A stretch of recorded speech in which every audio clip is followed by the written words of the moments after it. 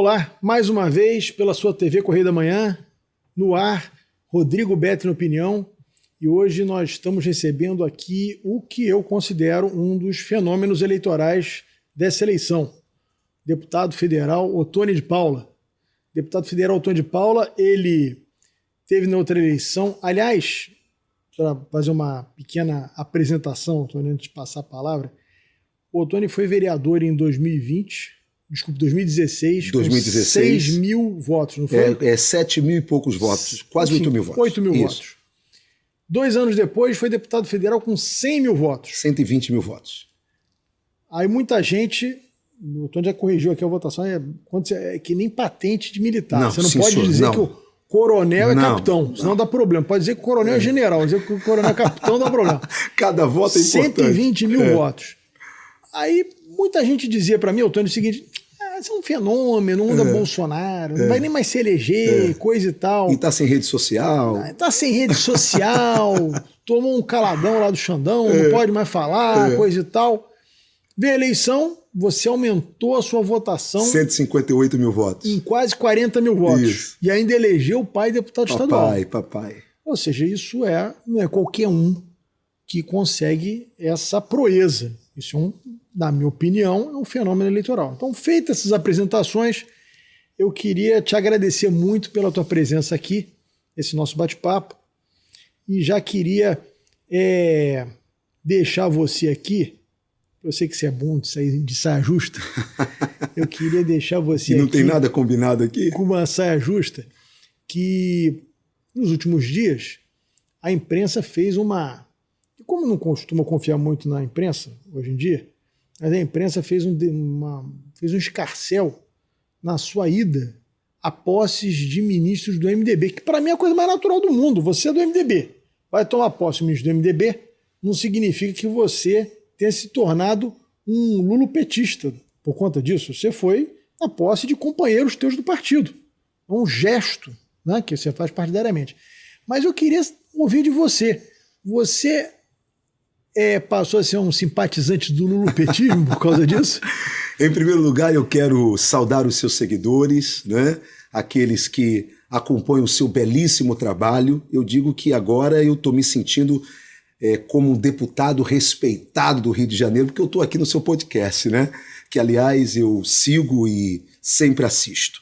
Betting, em primeiro lugar, as pessoas precisam compreender, os políticos precisam compreender que já não se faz mais política como há 10, 15, 20 anos atrás, 30 anos atrás, onde o político ele era o senhor da situação. Ele batia em alguém hoje, amanhã ele era um aliado e ninguém questionava, ninguém perguntava. Hoje não. Hoje a população se assenhorou do político. Ela se assenhorou da política. Hoje, o povo nos olha como empregados, que é o que somos. Servidores públicos com tempo de serviço. De 4 em 4 anos, nós temos que voltar diante do nosso patrão e perguntar se ele gostou do serviço e se ele quer continuar com o nosso serviço.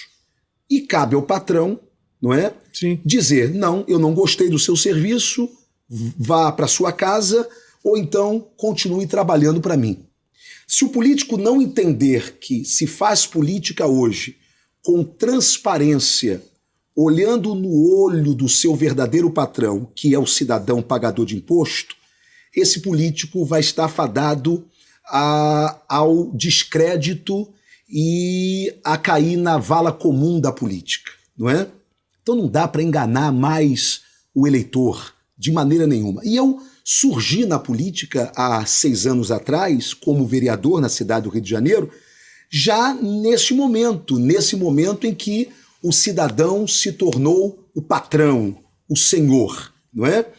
E eu entendi muito bem qual era o meu papel e sempre mantive uma relação com o meu eleitor, com o cidadão do meu estado, com muita transparência, não é?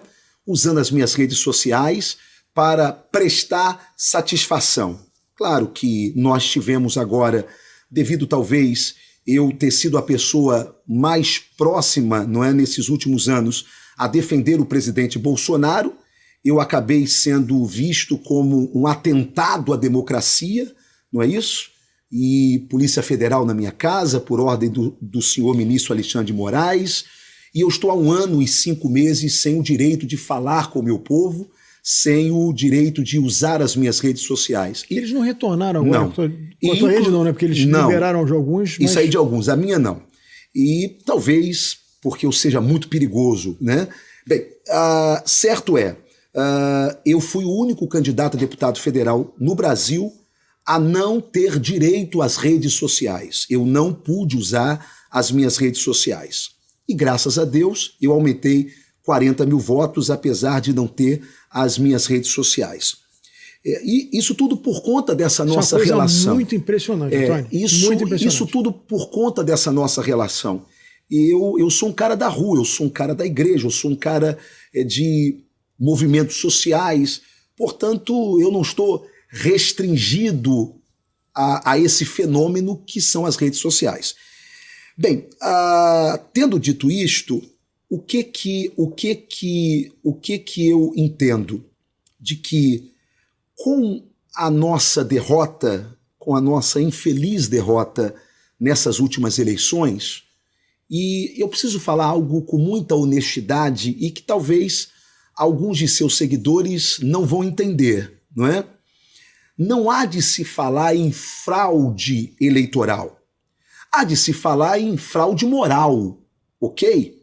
Houve uma fraude moral clara durante essas eleições? Claro.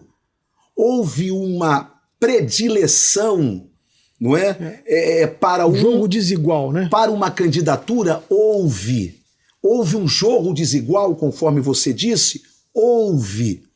Mas você só pode falar em fraude eleitoral com provas. E, infelizmente, essas provas não nos foram oferecidas.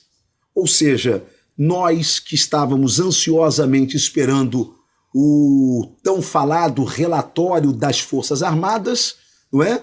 Tivemos o relatório dizendo que poderia haver indícios, mas não havia materialidade, não havia provas, o tal do código-fonte, não é?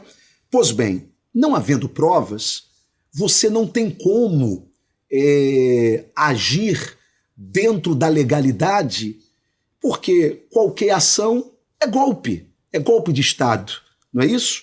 Então, tendo dito isto, com muita tristeza, porque eu acho que nós, da direita bolsonarista, perdemos para nós mesmos. Eu também acho. Nós não perdemos para a Globo, nós não perdemos para o lulopetismo, nós perdemos para nós mesmos. Principalmente pela nossa inclinação de autofagia, não é? A direita, ela costuma se alimentar da própria direita, não é? Taxando alguns como traidores, pelo simples fato de fazer críticas. Sim. Não é? E é importante que nós façamos críticas. É importante que quem esteja aqui dentro faça críticas aqui para dentro, como eu sempre fiz, não é? Desde o meu primeiro mandato, eu sempre fiz críticas ao próprio bolsonarismo, não é? Do qual eu faço parte, sempre fiz críticas a algum comportamento do presidente Bolsonaro com uma única intenção de corrigir, de melhorar. Sim. Nunca de remar contra nós mesmos, de maneira nenhuma. Então, muitas vezes eu não fui compreendido nessas críticas, não é? Eu não sei se você lembra, quando o presidente Bolsonaro, só para lembrarmos de uma crítica que eu fiz e me chamaram de traidor, quando o presidente Bolsonaro assinou a tal Carta à Nação, não é? Num gesto bonito da parte dele de tentar pacificar a nação. Uma carta que foi redigida pelo ex-presidente Michel Temer e que o presidente Bolsonaro somente assinou. Inclusive, tinha até um pequeno elogio ao ministro Alexandre de Moraes, não é? E eu subi na tribuna, eu tive coragem de dizer, presidente Bolsonaro, ainda que eu aplauda a sua tentativa de pacificação, mas assinar uma carta dessa, apenas o senhor? Onde estão os líderes dos outros poderes? Se queremos pacificação, não pode apenas o presidente assinar essa carta, ok? E aí eu disse uma frase, presidente Bolsonaro, teus conselheiros estão lhe aconselhando mal. Leão que não ruge na hora certa vira gatinho. E aquilo repercutiu como se eu estivesse me levantando contra o presidente Bolsonaro. Jamais. Assim como eu fiz agora uma crítica, não é? E disse em uma entrevista de que os bolsonaristas precisavam sair das portas desses quartéis, desses QGs, porque nada iria acontecer. E aí eu fui muito criticado e disse para a minha assessoria, não responda a ninguém, porque eles vão ver que a minha intenção era protegê-los de uma prisão arbitrária, era de protegê-los desse levante déspota do ministro Alexandre de Moraes, era protegê-los desse momento em que a ditadura da toga está tão latente no nosso país, não é? E após essa minha fala, muitos patriotas foram presos realmente. E a minha intenção também, quando nessa mesma entrevista, Bethlen, eu disse, olha, o silêncio do presidente Bolsonaro chega a ser uma covardia, porque ele precisa falar ao seu povo, ele precisa dar uma satisfação, sem dúvida, mesmo que ele diga, não deu, tentei, mas não deu, mas vai dizer à população, não é? E não me entenderam. E aí eu fiz novamente uma crítica dizendo de que esta viagem do presidente Bolsonaro também seria um erro também do presidente, que ele deveria ficar. Não, mas o presidente viajou para não ser preso. Bem, se o presidente quisesse viajar com a sua família para não ser preso, ele teria que ir para um país onde não houvesse tratado de extradição. Para onde ele foi e aonde ele está, existe tratado de extradição. Portanto, se uma ordem de prisão sair do Brasil, ele sai de onde ele está e volta preso aqui para o Brasil, não é? A questão toda é, eu sabia que iam traçar um paralelo entre o comportamento do Lula, quando ele foi preso, e o comportamento do nosso líder, o presidente Bolsonaro. E aí iriam dizer, Lula sabia que ia ser preso naquela Operação Lava Jato, podia ter saído do Brasil, não saiu, ficou. Depois que ele foi preso, tentaram colocar nele uma tornozeleira eletrônica, e ele disse, daqui eu não saio com nenhuma tornozeleira, porque eu não vou sair sem a minha dignidade, e hoje é o presidente do Brasil, não é? E aí eu sabia que os nossos adversários políticos iriam comparar isso, iriam dizer, Bolsonaro fugiu, Bolsonaro foi embora, e eu queria poupar o presidente desse tipo de crítica, não é? Mas muitas vezes a gente é muito mal interpretado. E aí culminou, e aí a sua pergunta, não é? Sobre dessas minhas idas à posse de ministros que Lula escolheu. Transporte, planejamento e cidades. Esses 3 ministros são ministros do meu partido, que é o MDB, não é? Hoje eu sou membro do MDB. E eu precisava fazer um gesto político ao meu partido. E esse gesto político era um gesto de ir na posse desses ministros. Sim. Não fui mais posse nenhuma de nenhum outro ministro. Agora, engana-se quem pensa que eu coloquei o meu caráter no balcão de negócios de Brasília. Engana-se quem pensa que eu agora estou abraçando o lulopetismo. Engana-se quem pensa que eu vou fazer agora um acordo com a minha consciência, não é? Eu caminhei com o presidente Bolsonaro até aqui, mas me permita dizer, com muito respeito, de que eu não sou de direita por causa do presidente Bolsonaro, não é? Eu sou alguém de centro-direita por causa da minha família, por causa do meu país. Eu acho que não há nada de bom para esta nação que venha do lulopetismo, tá certo? Então eu serei oposição, me manterei como oposição, mas também farei uma oposição pragmática, propositiva, Sim. respeitosa, mostrando caminhos, alternativas. E não essa oposição que eles fazem do quanto pior, melhor. Para terminar, meu amigo Betley, eu não sou daqueles que torcem para o avião cair porque eu não gosto do piloto. Sim. Até porque eu tô com a minha família dentro dessa aeronave. E se o piloto infartar ou cair, morreremos todos nós. Portanto, infelizmente, eu não queria, mas Lula é o presidente do Brasil.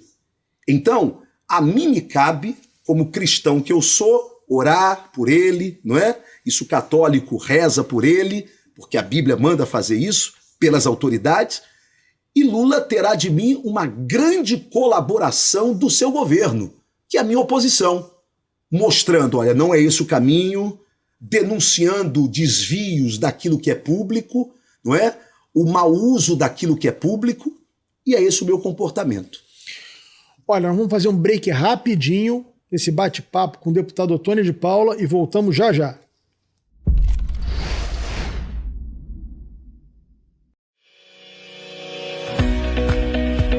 Olá, amigo e amiga! Esta época de tempo mais frio contribui para espalhar doenças respiratórias, incluindo a temida Covid-19. Você que não deixa de cuidar da sua saúde, confira sua caderneta de vacinação e não perca a oportunidade de atualizar o seu calendário de vacinas. É simples e faz bem a você e a quem vive ao seu redor. Acesse o site novaiguaçu.rj.gov.br. Procure o ponto de vacinação mais próximo e tome todas as doses recomendadas para a sua idade. Não perca tempo, pegue a sua caderneta e coloque a sua vacina em dia. Aproveita e confere a caderneta de toda a família também, tá? Juntos vamos seguir vencendo a Covid-19. Não vacile, vacine. Prefeitura de Nova Iguaçu. Você já pensou sobre o que é ser petropolitano? Ser petropolitano é viver a história e viver na história. É tratar Dom Pedro II e a Princesa Isabel como vizinhos. Ter uma natureza incomparável e ter um ar serrano que os turistas adoram. É também, às vezes, ter todas as estações do ano em um só dia. Ser petropolitano é se emocionar com os corais e marchar com as bandas marciais.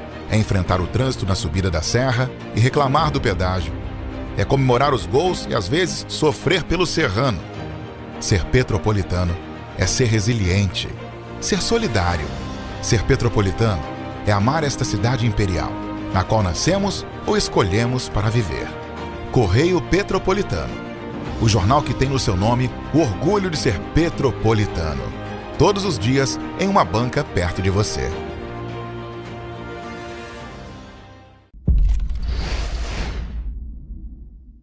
Retornando aqui com o programa Rodrigo Betley na Opinião pela sua TV Correio da Manhã, hoje com o deputado Ottoni de Paula. Olha, Ottoni, eu acho que o Brasil ele vive um problema muito sério, que é o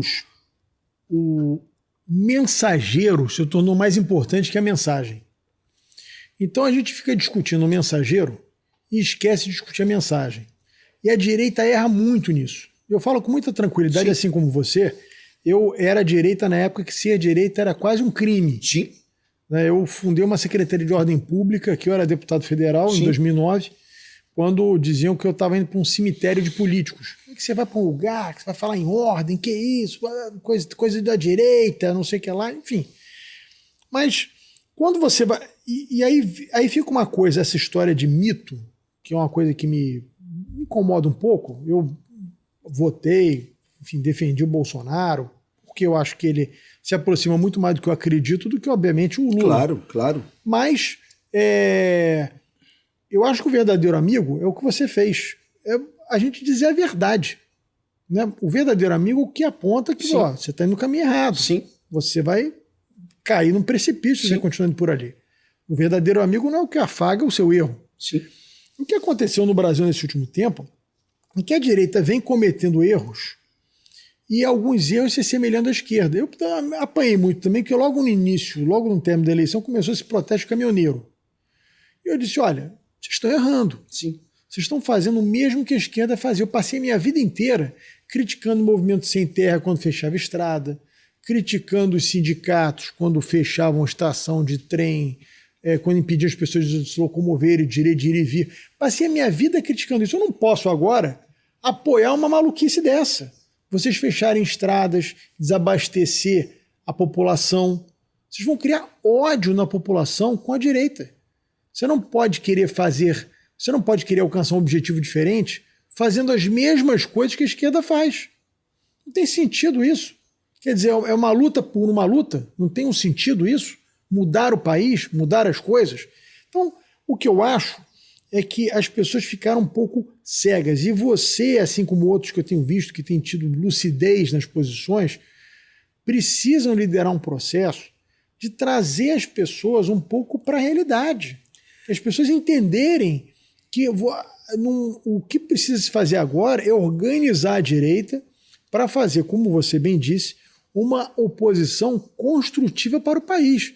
Vamos supor que amanhã o Lula resolva privatizar os Correios, privatizar um monte dessas empresas que são deficitárias. Eu não vou apoiar isso. Você não vai apoiar? É claro que eu vou apoiar. Mas isso é uma das bandeiras da direita, né? Reduzir o Estado, o Estado ser mais dinâmico, se preocupar com o que realmente importa, que é saúde, educação, segurança. Você vai ser contra isso? Claro que não. Quer dizer, então, eu acho que é muito importante agora a esquerda se reorganizar. Acho, assim como você acha... Que a direita se reorganizar. Que a direita se reorganize. Acho, assim como você também acha, que o Bolsonaro cometeu um erro enorme nessa saída dele. Ele perdeu uma oportunidade, eu escrevi isso no artigo no Correio da Manhã, no jornal, nós estamos aqui na TV, mas no Correio da Manhã, que eu escrevo a convite do nosso editor Cláudio Magnavita, dizendo exatamente isso. Ele entrega um país com uma inflação menor do que a Europa e os Estados Unidos, um crescimento maior do que a Europa e os Estados Unidos, superávit nas contas, o maior número de famílias pobres recebendo ajuda do Estado. Ele não divulga isso no final, não faz uma reunião com os deputados, com os apoiadores, não junta todo mundo. A partir de agora vamos cobrar que o governo continue tomando medidas para que o Brasil continue nesse caminho. Quer dizer, ele pega um avião e vai embora, deixa todo mundo aqui sem falar nada. É um equívoco enorme. Qual era o medo que eu tinha, meu amigo Rodrigo Betli? O medo que eu tinha era de que o maior líder agora de oposição do nosso país, Jair Messias Bolsonaro, se apequenasse com a derrota e com movimentos errôneos, errados, não é? E aí, eu tenho que dizer algumas coisas aqui importantes e que eu não disse isso em lugar nenhum. Né? Estou dizendo aqui no seu podcast. Quando o presidente, passar as eleições, isso é segundo turno, tomamos um susto, a gente perdeu a eleição e tá. Se bem que a gente precisa aqui celebrar a verdade. Tá? Eu sou um homem que celebra a verdade.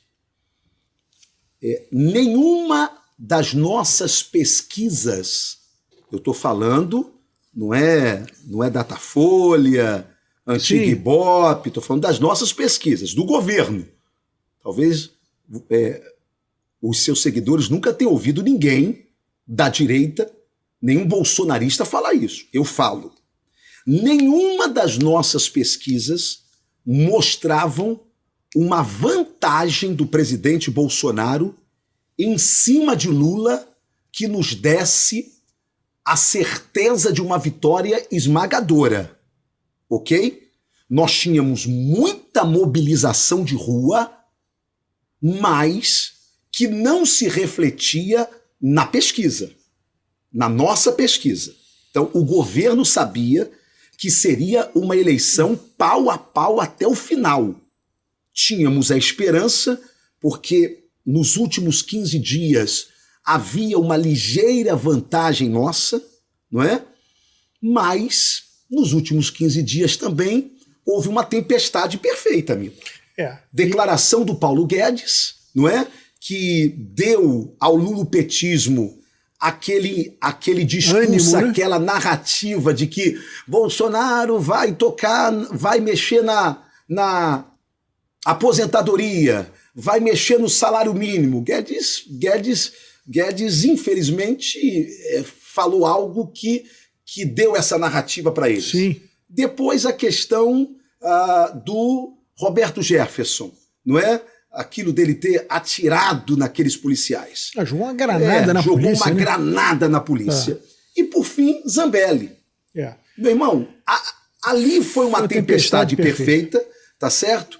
Que aí você vê que houve realmente todo esse desgaste. E olha que nós crescemos e crescemos muito. Aonde que nós perdemos? Não foi no Nordeste, esquece. Nós crescemos lá. Nós perdemos no Sudeste. Rio, São Paulo, a diferença foi menor. E Minas, tá certo? Que se tivesse nos dado aquilo que nos deu em 2018, o presidente Bolsonaro continuaria sendo presidente. Sim. Portanto, houve um descrédito no Sudeste, não é? Por alguma razão, e talvez seja essa tempestade perfeita que eu havia dito. Eu acho que isso atrapalhou muito. Isso aí atrapalhou muito, tá certo? Até porque é pouca diferença demais nesse universo do Brasil. Eu tive acesso a algumas pesquisas. No sábado, uma pessoa que trabalha comigo faz pesquisas para o Brasil inteiro e faz uma modalidade de pesquisa que é uma pesquisa com muito volume, com muitas ligações feitas para várias regiões do Brasil. E fez uma em São Paulo, na parte da tarde, logo depois desse episódio da Zambelli. Sim. De manhã, um tracking que a equipe do Tarcísio fazia dava 16 pontos a favor do Bolsonaro. À tarde, nessa pesquisa dele, deu 11. Depois da Zambelli. Depois da Zambelli. Esses 5 pontos, São Paulo é 25% do eleitorado no Brasil. É muita coisa em São Paulo. 5 pontos era a diferença exatamente que deu. Exatamente. Fora que isso refletiu em Minas, refletiu no Rio, refletiu no Brasil inteiro. Porque quando acontece, e eu só concordando com você, em tudo que você disse, quando acontece o caso do Roberto Jefferson, aí aquele eleitor que está ali meio, será que eu vou votar? Eu não gosto do Lula, mas esse Bolsonaro também, esses caras são meio malucos, muito agressivos. Então, mas acontece o caso do Roberto Jefferson. Aí o Bolsonaro diz, esse cara não é meu aliado, não é do meu partido, é de outro partido, lançou um candidato a presidente. Aí esse cara que está ali meio em cima do muro, ele fica assim, já fica olhando com uma certa desconfiança. Aí no sábado, uma semana depois exatamente, acontece o episódio da Zambelli, que é muito próxima ao presidente, é do partido do presidente. E com episódio de violência de arma de fogo, novamente. Ou seja, esse eleitor aqui do centro fala, isso é o bolsonarismo. Esse cara, essa turma não dá. Eu não posso, eu não gosto, mas não dá. Para mim não dá. Isso, exatamente isso. Eu acho que... Assim que o processo eleitoral terminou, 7 dias depois, eu fui recebido pelo presidente, liguei para ele e fui no Palácio Alvorada, onde era a residência dele. E eu fui ali para ver como é que ele estava. Ele estava com aquele problema lá na perna dele, tá? E muito abatido, muito abatido. E eu cheguei para ele e disse, presidente, eu estou aqui para me apresentar como soldado, porque eu tinha chegado do Nordeste. Olha que loucura que eu fiz. Eu peguei a minha mulher e fomos para o Nordeste, eu e ela, certo? Pagando do meu bolso. Do meu bolso. Rapaz, eu gastei nesse segundo turno, eu gastei muito dinheiro. Andando no Nordeste, tudo por minha conta. Por quê? Porque as nossas pesquisas deram que quase 40% da comunidade evangélica, que era predominantemente bolsonarista, da qual eu faço parte, no Nordeste, quase 40% foi com Lula. Com Lula. Loucura. Aqui no Rio era 15%, 20%. Lá era o dobro. O dobro. O que eu fiz? Parti para lá. Cheguei para ele, falei, ó, tô indo para lá. Você vai mesmo? Eu falei, tô indo para lá.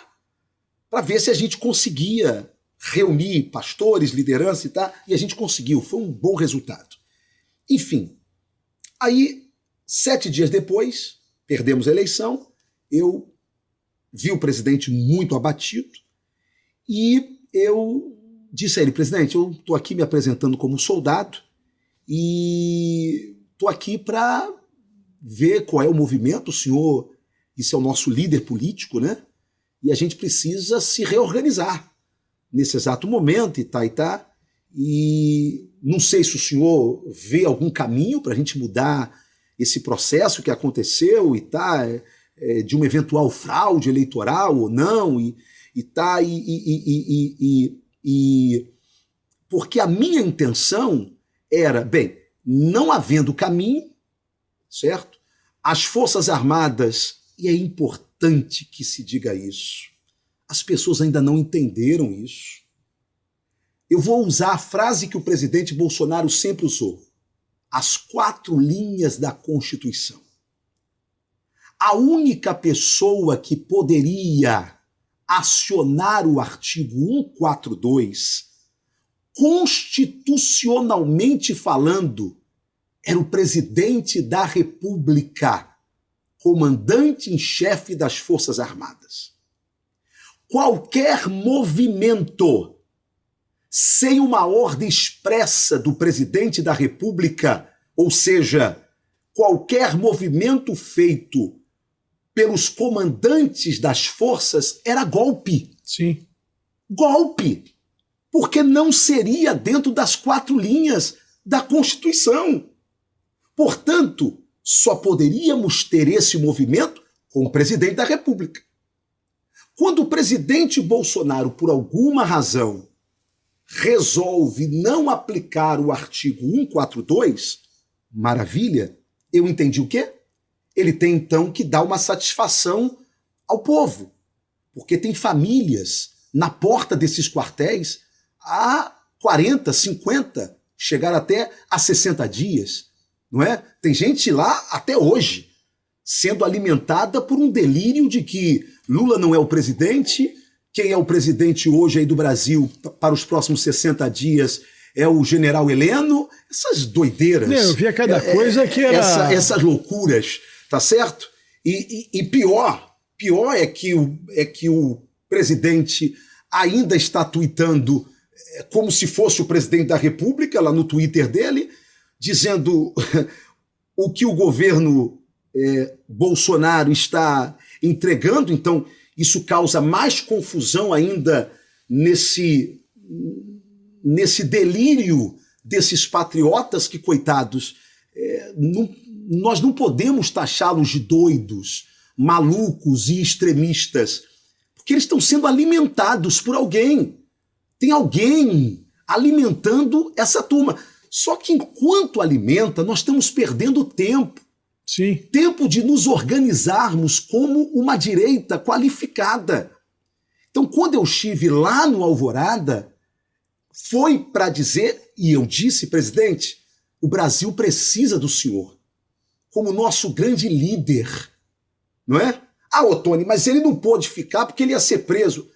Meus amigos, eu lamento dizer, ele pode ser preso mesmo agora, nesse exato momento. Agora, resta saber como que o presidente quer ser preso.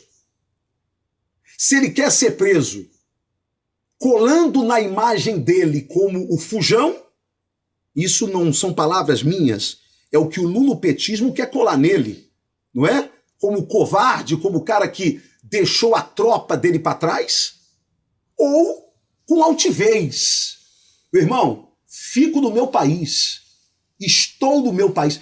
Porque o pior não foi não entregar a faixa presidencial. Não, isso ele podia não fazer. Não, ele podia não fazer isso. Eu até acho. Certo? Eu acho que realmente eu acho que tinha não, todas as razões. Eu acho que ele não tinha que entregar. Para não entregar mesmo, nada. Claro. Não é até porque houve uma manipulação moral dessas eleições. Certo? O tribunal escolheu um lado. Claro. Mas eu acho que fazer um balanço do governo, já sinalizar que vai comandar uma oposição, isso ele tinha que ter feito. Tinha que ter feito. Por quê? Porque nós não podemos perder exatamente isso. Por exemplo, quando o ano legislativo agora realmente começar, a partir do dia 2, agora do próximo mês, agora de fevereiro, o que eu vou fazer nesses primeiros 6 meses? Como tribuno, como parlamentar? Eu vou passar 6 meses do governo, desse ano legislativo, defendendo o legado de Bolsonaro.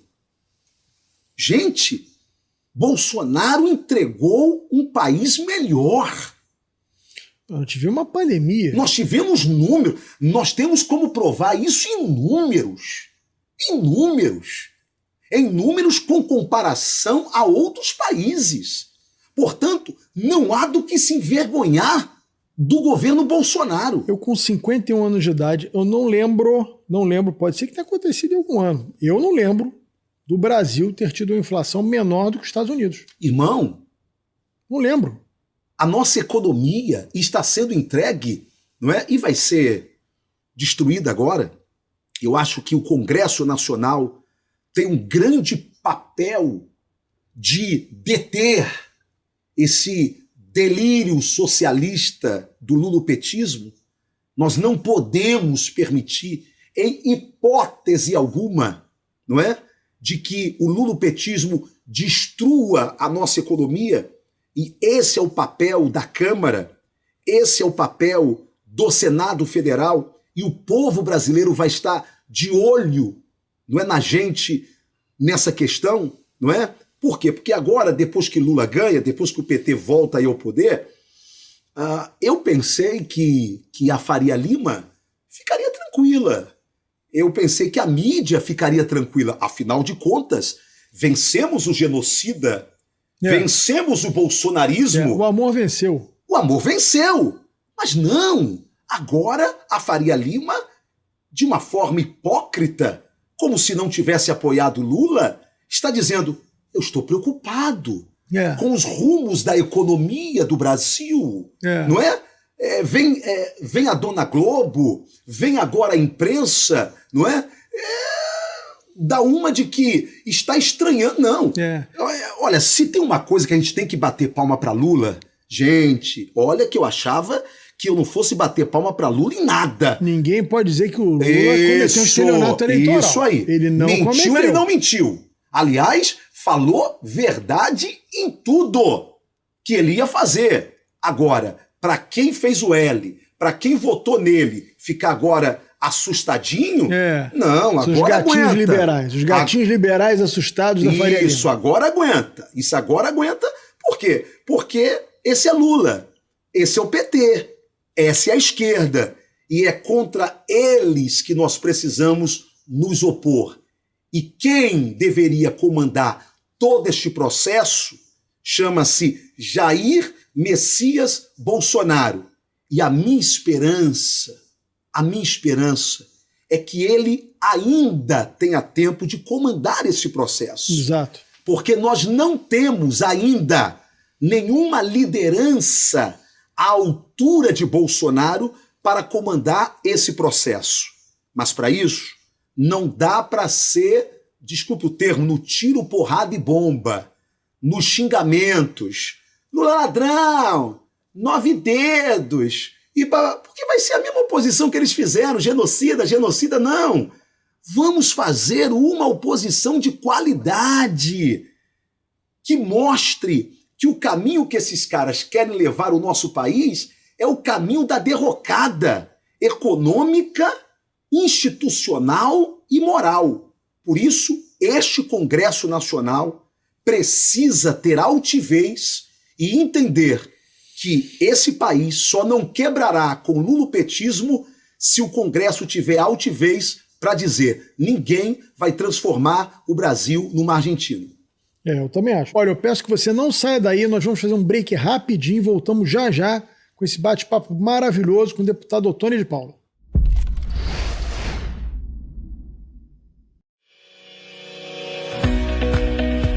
Olá, amigo e amiga! Esta época de tempo mais frio contribui para espalhar doenças respiratórias, incluindo a temida Covid-19. Você que não deixa de cuidar da sua saúde, confira sua caderneta de vacinação e não perca a oportunidade de atualizar o seu calendário de vacinas. É simples e faz bem a você e a quem vive ao seu redor. Acesse o site novaiguaçu.rj.gov.br. Procure o ponto de vacinação mais próximo e tome todas as doses recomendadas para a sua idade. Não perca tempo, pegue a sua caderneta e coloque a sua vacina em dia. Aproveita e confere a caderneta de toda a família também, tá? Juntos vamos seguir vencendo a Covid-19. Não vacile, vacine. Prefeitura de Nova Iguaçu. Você já pensou sobre o que é ser petropolitano? Ser petropolitano é viver a história e viver na história. É tratar Dom Pedro II e a Princesa Isabel como vizinhos. Ter uma natureza incomparável e ter um ar serrano que os turistas adoram. É também, às vezes, ter todas as estações do ano em um só dia. Ser petropolitano é se emocionar com os corais e marchar com as bandas marciais. É enfrentar o trânsito na subida da serra e reclamar do pedágio. É comemorar os gols e, às vezes, sofrer pelo serrano. Ser petropolitano é ser resiliente, ser solidário. Ser petropolitano é amar esta cidade imperial, na qual nascemos ou escolhemos para viver. Correio Petropolitano, o jornal que tem no seu nome o orgulho de ser petropolitano. Todos os dias em uma banca perto de você.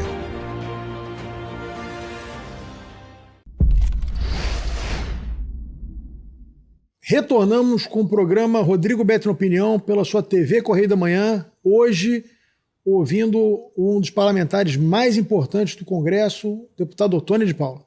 Ottoni, vai ser muito importante que pessoas como você na Câmara e outros parlamentares no Senado possam se unir em torno, porque a gente discorda às vezes da nossa esposa dentro de casa, imagina, você vai discordar em qualquer lugar. Mas é importante que exista, e você pode falar um pouco disso, dessa direita se unir no Congresso e ter parar dessa autofagia, né, irmão? Exatamente, ter algumas pautas que, digamos assim, que sejam coincidentes, sejam convergentes. Meu irmão, se não concordar com 100% do que o bolsonarismo diz, você é traidor. Essa autofagia, ela vai até quando, rapaz? Ela vai até quando? Então nós temos que parar com isso.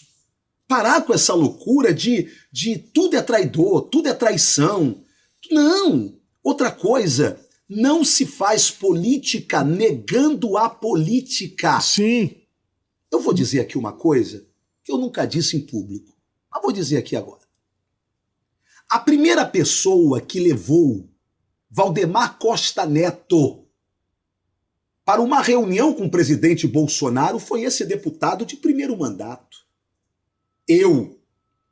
Quando eu vi o jogo do deputado Rodrigo Maia de manipulação e de boicote ao governo, lá vai eu, que não era nem líder do governo mais, porque quando eu fiz a primeira crítica forte ao STF e ao senhor Alexandre de Moraes, não é?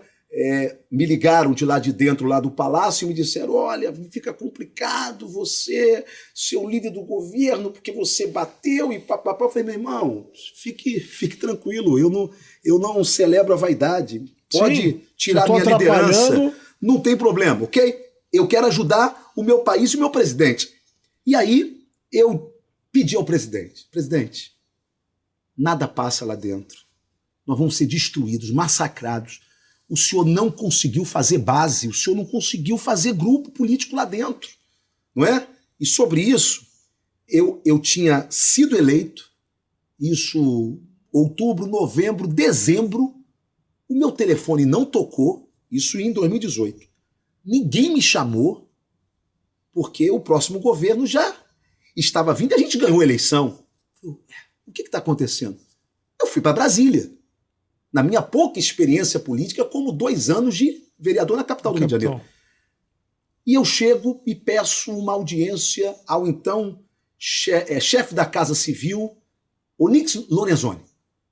Me apresentei a ele e disse: deputado, ministro, nós vamos ter aí, né, esse novo ano, nosso governo, e tá.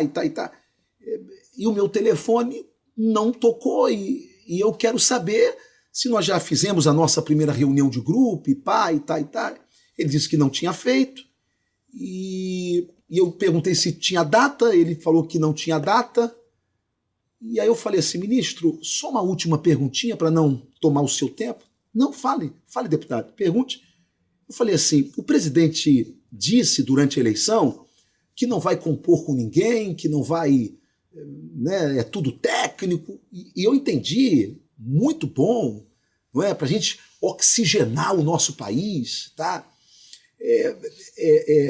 Mas não vai ter espaço nenhum para que a gente possa governar juntos, e tá? Não é para esquema, não é para... É para compor o governo. A palavra do ministro Onyx para mim foi: não, deputado, não. O presidente Bolsonaro vai fazer exatamente o que disse durante a eleição. Falei: pô, que legal.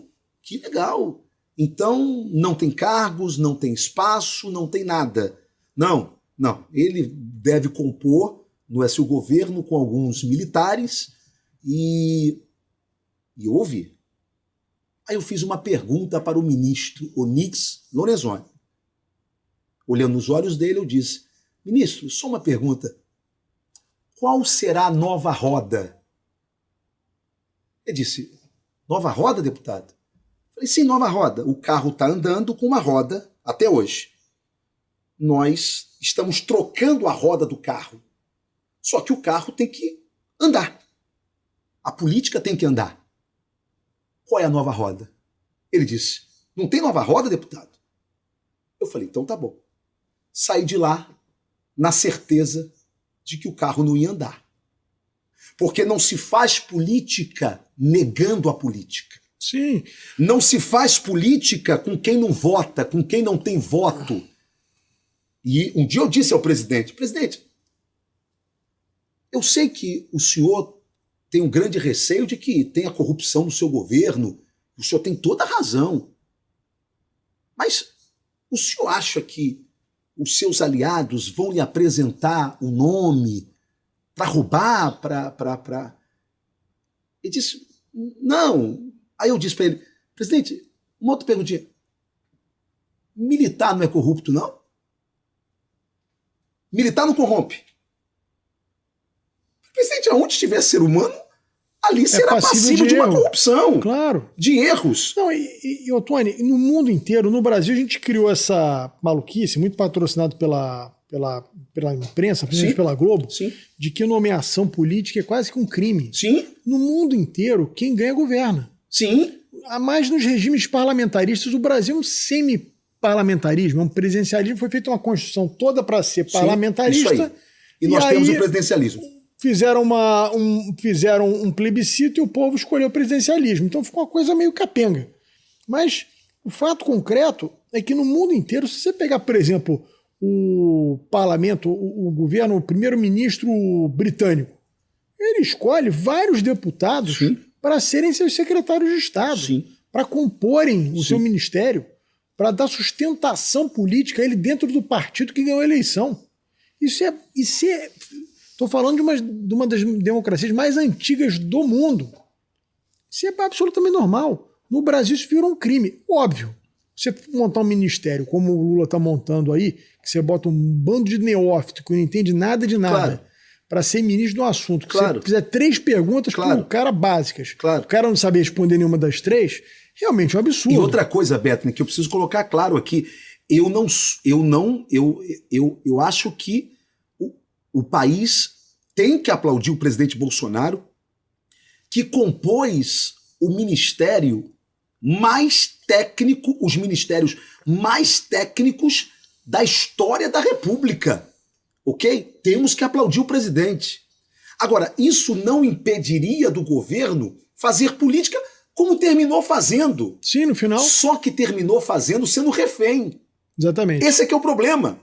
Quando eu pego o Valdemar, isso eu estou falando aqui porque é verdade, então eu posso falar. Isso o Valdemar sabe disso. Claro. Quando eu pego o Valdemar, levo até o presidente, que o presidente não queria receber o Valdemar, não é? Eu disse, presidente, não precisa botar na agenda. Sobe aí pelo elevador secreto e tá, mas recebe, a gente tem que conversar, não é? Topou conversar. E Valdemar também não queria conversar. E sabe por que Valdemar não queria conversar? Porque Valdemar tinha medo de Bolsonaro. O mundo político tinha medo de Bolsonaro. Por quê? Porque ele chegou sem compromisso com ninguém.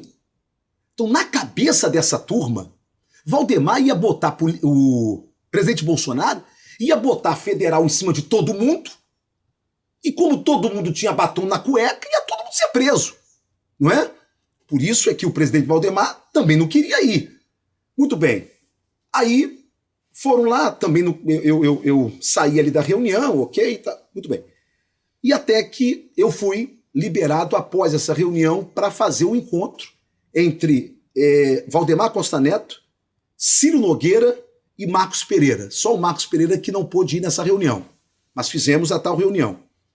E o presidente me deu a liberdade para saber o que eles queriam para compor o governo, para nós termos uma base mínima lá dentro da Câmara. E aí eles pediram algumas coisas.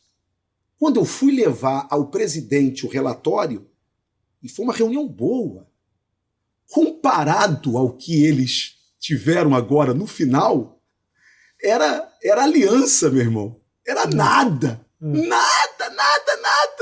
Nada. O presidente, eu fui até ele e falei, meu capitão, relatório, fala. É isso. Eles querem assaltar o Brasil e pá. Porque Bolsonaro sempre foi um homem honesto com a nação e com a consciência dele. Ele entendia que realmente os caras queriam assaltar o Brasil e pá. E eu tentando convencer, mas ele xingou tanto palavrão pra mim que eu falei, pô, meu Deus do céu. Aí eu fui embora. Fui embora na certeza de que mais cedo ou mais tarde o presidente Bolsonaro seria vencido pela política, não é? E que ele iria agora não mais compor como o dono do tabuleiro, mas como alguém que se tornaria refém do jogo político. E foi isso que aconteceu. Acabamos nos tornando refém do submundo da política, não é? E deu aí no que deu. Então, não se faz política negando a política. Sim. Se faz política exigindo os melhores quadros da política. Um exemplo disso, desde o início do governo dele, ele colocou uma deputada, que na época era do DEM, a Tereza Cristina, que foi ministra a melhor da Agricultura, ministra de todos os tempos. Elogiada. Política. Era uma deputada, exatamente. Política, deputada. Se elegeu senadora agora. Sim. Ou seja, quer dizer, você não, pelo fato de ser político, não significa que você vá fazer lambança, ou vai fazer uma porcaria. Eu até dei uma sugestão a ele, eu falei assim, presidente, por que o senhor não monta? Talvez tenha sido tão simplória esse meu conselho a ele. Eu disse, presidente, uma coisa que lhe resguardaria, né? Por que o senhor não monta, certo? Ao lado do seu gabinete, o senhor monta uma espécie de ouvidoria e diga à população brasileira o seguinte, o senhor vai dizer, lembra do fiscal do Sarney? Que o cara chegava no supermercado e se o supermercadista abusasse do preço, ele ia lá, eu sou fiscal do Sarney. Agora é fiscal do Bolsonaro. Está aqui esse ministério que o partido tal indicou o tal técnico. Meu irmão, chama a turma e diz assim, olha aqui, ó, nós vamos ter uma ouvidoria no primeiro traço de corrupção que vocês fizerem no meu governo, eu não vou poupar ninguém. E aí, chama o povo brasileiro e diz, ó, fiscalizar. É isso. A denúncia chegou aqui no meu gabinete, eu vou agir. A BIM tá aqui, Polícia Federal tá aqui, e pronto, acabou. Você inibe esses caras. Claro, o cara vai pensar duas vezes. Quem vai pensar duas vezes, meu irmão? Pelo amor de Deus. Mas não foi esse o caminho. Ô, Tony, eu queria fazer um bate-bola. Vamos lá. Infelizmente, a gente precisa de umas 2 horas de programa aqui, mas a gente só tem uma. Primeiro, falar um pouquinho sobre o Estado. Tá. Né, o governador Cláudio Castro, que eu acho que foi uma grata surpresa para todos, você foi vereador com ele, Sim, eu conheço sim. o governador há mais de 20 anos, me ajudou na primeira campanha de vereador, ainda em 1999, 2000. Ele chegou com aquele jeitinho dele, coisa Sim. e tal, e eu acho que ele foi muito competente em conseguir pacificar a política no Rio e se reelegeu com uma votação estrondosa. Quais são suas expectativas para o governo dele que se inicia agora com a força política que ele não tinha nos 2 primeiros anos de mandato, né? Bem, eu sou um cara que eu celebro muito a verdade e não faço teatro. Eu acho que o Cláudio, primeiro, é um ser humano fantástico. É um cara de um coração enorme. Eu acho que se Cláudio errar, ele erra porque todo ser humano erra mesmo. Sim. Mas é um cara de um bom coração, é um cara que já deixou o legado de ter pacificado a política do Estado num momento muito complicado, conseguiu chamar as forças políticas para sentarem à mesma mesa, tá certo? É claro que quando você chama muitos atores, você acaba tendo algum barulho ali, algum problema ali. Sim. Mas eu acho que cabe a ele, enquanto comandante, consertar eventuais erros, eventuais desvios de conduta que podem aparecer, não é? Eu acho que ele precisa trabalhar com a transparência do seu governo como prioridade, e eu sei que ele quer fazer isso, ele vai fazer isso, e eu espero que ele faça isso. Não dá mais para a gente colocar para debaixo do tapete qualquer mal feito com o dinheiro público, mas eu acredito que o Cláudio tem tudo para fazer um grande governo. Eu torço para isso, eu torço pelo meu Estado, e o que eu puder fazer para contribuir para que o governador possa entregar daqui a 4 anos o seu mandato como o melhor governador que esse Estado já teve, eu vou estar fazendo. Bem, o que eu posso dizer sobre o governador Cláudio Castro é isso. É um pacifista, é um homem de diálogo fácil, é um homem que entende a política macro como poucos e é um líder que nós precisamos para esse momento, tá certo? Também não tenho compromisso com erro.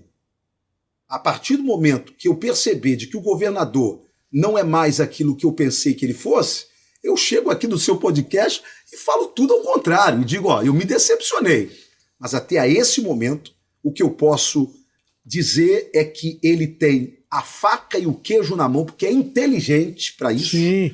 para tocar o Estado e para fazer desse Estado, colocar o Rio aonde ele merece ser colocado como o grande Estado dessa federação.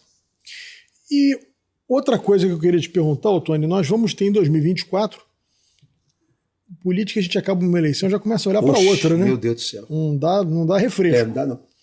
Então, nós vamos ter em 2024 eleições municipais. Eleição em todos os municípios, 92 municípios. Na região serrana, que todos os municípios onde é transmitido nosso programa aqui na TV Correio da Manhã. Mas a capital tem um peso muito grande no estado. Claro. É antigo estado da Guanabara, 40% do eleitorado reside na capital fluminense. E o Bolsonaro ganhou na capital, Sim. em que pese o atual prefeito Eduardo Paes tem apoiado o presidente Lula. Sim. Não, o Bolsonaro, a direita ganhou na capital. E, obviamente, não há um nome nato, aquele nome que todo mundo olha, pô, esse cara Sim. vai ser o próximo prefeito, esse cara vai ser o cara que vai disputar com o Eduardo Paes, mas o seu nome é um nome, dentre alguns membros da direita, que é lembrado como um possível candidato a prefeito do Rio. Afinal de contas, não é todo dia que alguém sem rede social, sem nada, sai de 120 para quase 160 mil votos. Tá? Isso é... Eu já disputei algumas eleições, eu sei o quanto é difícil ter um voto, 160 mil, sem poder falar com o eleitor, então é um fenômeno. Então, assim, queria saber se realmente você está disposto a encarar essa tarefa, se assim há um consenso, que eu acho que a direita vai ter que ter em algum momento, né, caminhar para isso. Bem, eu não sou um homem que celebra a vaidade. Eu sou um homem que celebro a vitória do meu estado e a vitória da minha cidade. Não é? Eu fico lisonjeado, honrado de ter o meu nome lembrado. Acho que tem nomes talvez melhores do que os meus, não é melhor do que o meu nome.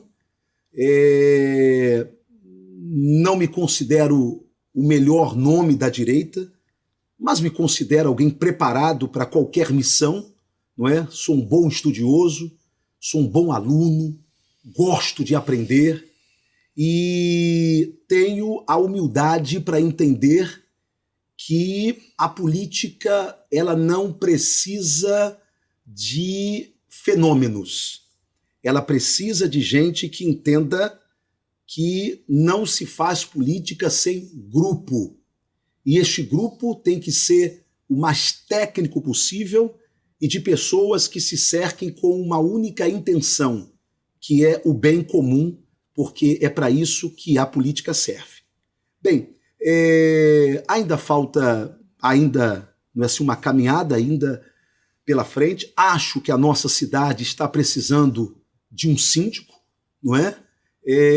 Eduardo chegou na prefeitura fazendo críticas à antiga gestão, não é, de que a cidade estava abandonada, mas a cidade continua abandonada, não é? Claro que ele está provando o próprio veneno, né? O Eduardo ele tem algo que colou nele, não é? De que ele é um grande gestor. Não, eu acho que o Eduardo ele é um grande sortudo. Pensa num homem de sorte. Por que de sorte? Porque ninguém administrou essa cidade, talvez ninguém voltará a administrar essa cidade com tantos recursos que Eduardo Paes teve. Tantos recursos. Eduardo Paes teve a sorte de ser prefeito de uma Copa do Mundo e de uma Olimpíadas. Se raio não cai duas vezes no mesmo lugar. Pelo amor de Deus! Então, todas as entregas que Eduardo fez, qualquer um com mínimo de competência faria também. Agora, ele está administrando uma cidade com menos recursos. É claro que a partir do ano que vem, como é estilo dele, ele represou todo o dinheiro que ele poderia. A partir do ano que vem, desse ano agora, aliás, ele começará a jogar dinheiro, não é, na rua, e asfalto, aonde ele asfaltou... isso há uma semana atrás, ele passa de novo asfalto ali, bem estilo dele. E aí, meu irmão, resta saber se ele vai conseguir enganar o povo de novo, não é? Com essas obras que só chegam em anos eleitorais, não é? Eu acho que o povo do Rio está muito ligado, não é? Eu acho que o povo do Rio está com uma inteligência política como nunca teve. Acho que nós precisamos, sim, ter alguém que se levante na política carioca para dar uma outra opção que não seja o Eduardo na Prefeitura do Rio de Janeiro. Não sei se seria o meu nome, mas eu estou pronto para servir a minha cidade, ou colocando o meu nome para isso, ou então apoiando alguém que seja mais qualificado do que eu para essa missão. Certo é, nós não conseguiremos vencer o grupo do lulopetismo que está figurado na pessoa de Eduardo Paes na cidade do Rio de Janeiro sem união e sem entendermos que precisamos colocar nossas diferenças de lado, nossas vaidades pessoais de lado e entendermos que unidos somos muito mais fortes do que o lulopetismo que hoje tem no Eduardo a sua central figura aqui na cidade do Rio de Janeiro. Você tem toda a razão. Bom, infelizmente, Ottoni, nós estamos chegando aqui ao final. Eu queria muito te agradecer. É o primeiro programa do ano. Muito obrigado. Começo esse programa que foi me dado a oportunidade de fazer aqui na TV Correio da Manhã pelo nosso editor-chefe, o Cláudio Magnavita. Grande, Cláudio. Queria muito te agradecer. Começo com o pé direito e com a direita esse ano. E te convidar aqui para vir mais vezes depois. Eu acho que a gente precisa, daqui a algum tempo, fazer um bate-bola sobre esses primeiros meses de governo do PT, né? Para você depois fazer um raio-x aqui para a gente. Você, na minha opinião, tem um papel fundamental no Congresso a partir de agora. Claro. Porque é uma das vozes que eu ouço da direita mais lúcidas, que conseguem não ter medo, né, de falar a verdade, ou seja, ficar só na lacração, só no que as pessoas queiram ver naquele momento. Então, vai ser muito importante seu papel para reorganizar essa direita e essa direita poder fazer um papel institucional muito importante para o Brasil, porque o Brasil está num momento muito delicado e precisa de gente com muito pé no chão, com muita serenidade, para poder ajustar o Brasil para o rumo certo. Eu termino lhe agradecendo e dizendo que nós temos uma liderança. E essa liderança ainda está na figura do presidente Bolsonaro. E a minha oração é que o presidente Bolsonaro se recupere do baque que ele sofreu de forma até covarde, não é? Mas sofremos esse baque, perdemos uma eleição, e não importa como perdemos, e precisamos virar essa página e ter a altivez de entender que os grandes líderes surgem neste momento. Sim. É na derrota. É quando tudo parece nebuloso. É que os líderes surgem, não é? E eu espero que o presidente Bolsonaro se recupere, espero que ele volte para o Brasil o mais rápido possível, porque nós precisamos dele aqui, em território nacional, não é? E se algum movimento for feito contra ele, não é? Que ele tenha a altivez de, conforme ele sempre disse, soldado que tem medo de morrer não pode ir para a guerra, não é? Porque é um covarde. Então, o que nós queremos é esse soldado, é esse capitão que nos liderou durante todo esse processo de 4 anos. Queremos ele altivo, queremos ele em território nacional, queremos ele como grande líder de oposição, queremos ele comandando essa direita que, na verdade, saiu grande de todo esse processo eleitoral. Se alguém perguntar para mim, Ottoni, você continua sendo bolsonarista? Não. Eu continuo admirando Jair Messias Bolsonaro. Porque, na verdade, eu sempre fui isso. Um apaixonado por Jair Messias Bolsonaro. Bolsonarismo passa. Agora, a admiração que eu tenho pelo presidente da República e que me faz criticá-lo para o seu próprio bem é o que me une.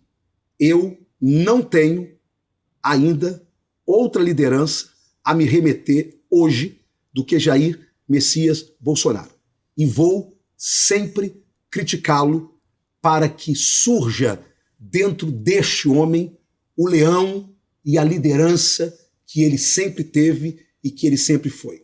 Essa é a minha torcida e eu torço para que ele se recupere do baque o mais rápido possível. A direita precisa dele, o Brasil precisa dele e nós precisamos de uma liderança que só há nele por enquanto, para nos liderar nesse processo de retomada do nosso país. Olha, e só para corroborar o que você está dizendo, antes da gente terminar, um dos maiores líderes da direita da humanidade, Winston Churchill, Sim. que perdeu várias eleições na Sim. Inglaterra, dizia que o único lugar que você morre várias vezes é na política. Sim. Então, eu acho que depois dele dizer isso, a gente tem que entender que às vezes a derrota é uma oportunidade, na crise gera oportunidade. Né? E a derrota na política é um bom momento para se ressuscitar. Sim. Na mesma política. Sem dúvida nenhuma. Na mesma política. Olha, vocês que nos acompanharam ao longo dessa pouquinho mais de uma hora de programa, meu muito obrigado. E voltamos semana que vem com Rodrigo Beto na Opinião pela sua TV Correio da Manhã.